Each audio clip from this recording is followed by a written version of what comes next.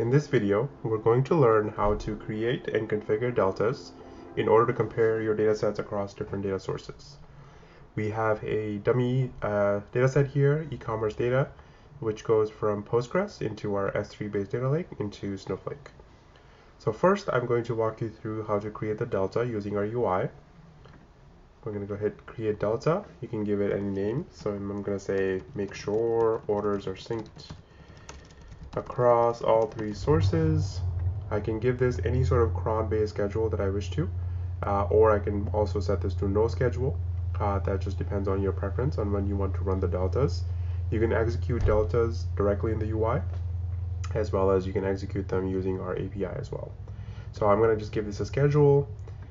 Second, I'm going to set the alerting tolerance. So this is where if row counts or specific metrics do not match across source and targets, how much of a padding do you want to give it?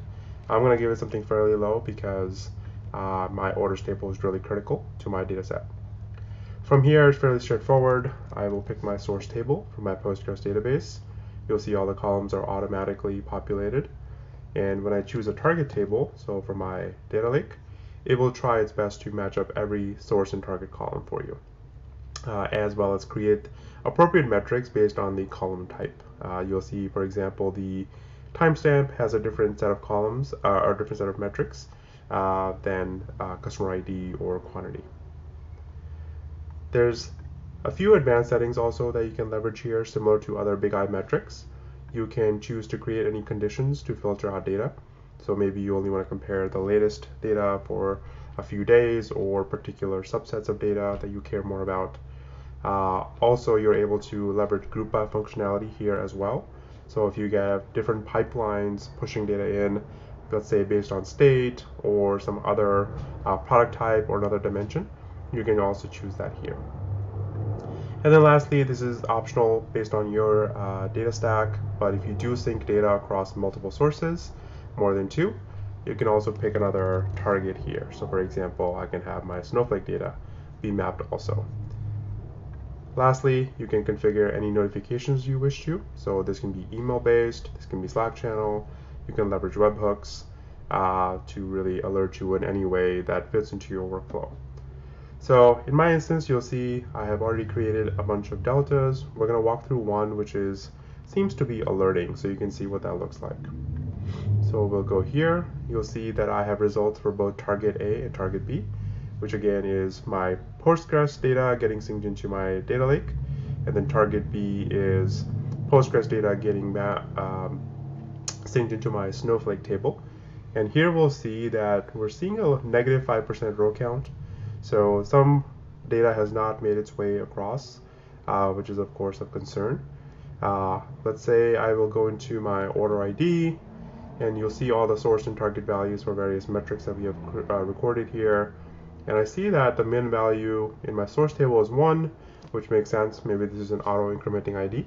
But my min and my target is 6,985, which means certainly some rows have dropped off, which is of concern, and I can go take a look to see if my pipeline needs to be rerun or some error happened.